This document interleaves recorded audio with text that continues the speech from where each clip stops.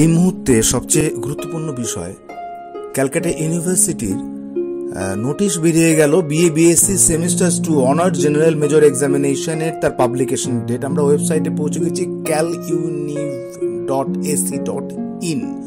দেখে নি নোটিফিকেশনটা কি আছে। নোটিফিকেশনে পরিষ্কার বলা হচ্ছে, it is notified that the results of BA BSc semester 2 honours general major examination 2022 under CBCS will be published on 7th of December।